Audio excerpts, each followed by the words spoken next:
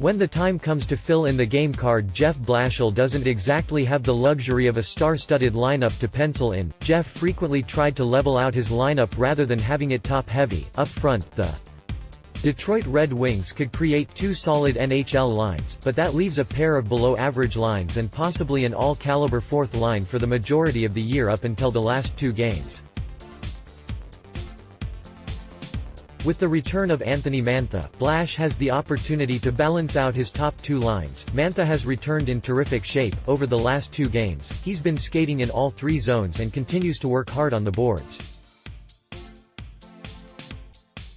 He was ferocious on the back check last night and created a turnover in the neutral zone and made it count. He streaked in and slipped a backhander past netminder Braden Holtby. I'm not sure Mantha earlier in the season was as interested in continuing to move his feet. All too often he was caught flat-footed. More from Octopus Thrower. When Mantha plays this way, he opens up space for his linemates. I thought he would be locked in as the top winger alongside Dylan Larkin. That's where he was at the time of his hand injury. Gustav Nyquist has formed excellent chemistry with Larks on the top line, and Blash decided to roll Mantha in on the second line with Nielsen and Van Eck instead. They've worked well together. Bertuzzi was elevated to play with Larkin and Gus on the top line in favor of Abdelkader, who'd been there in the absence of Darren Helm. Helm also missed significant time with a shoulder injury. He was playing with Larks and Mantha. Since his return, he's been playing as a bottom six forward with Abby. The duo playing on the fourth line lengthens the Detroit Red Wings lineup.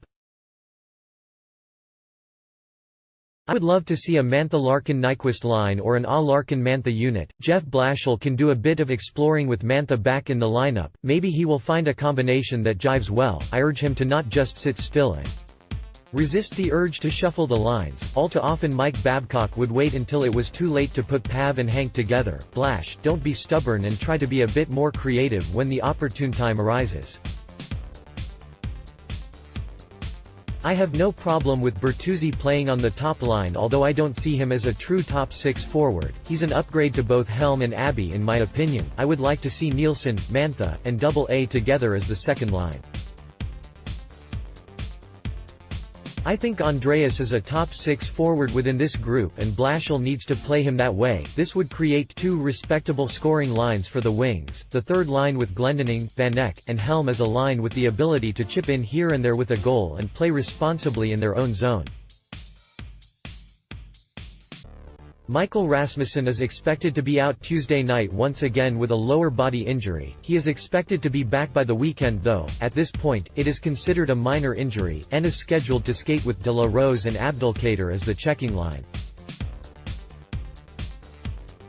It is critical with how banged up the defense core currently is, that the Wings forwards remain responsible in the defensive zone. They played that way last night against the Caps and will need to continue the trend until Green, De Keyser, and Daly all return. Finally, Jeff Blashill has some bodies he can mix and match with. It is amazing what one player like Mantha returning can do to a lineup. A player like Abdelkader, who was playing over his head on the top line, moves all the way down to the bottom.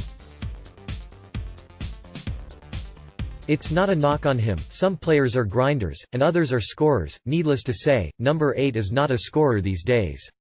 Next, the struggle continues for a former Detroit Red Wings forward. Want your voice heard? Join the Octopus Thrower team. Write for us. It will be exciting tomorrow evening when the Montreal Canadiens roll into Detroit. How Jeff Blashill writes out his forward lines. He can finally juggle some talented players around until he finds something that clicks.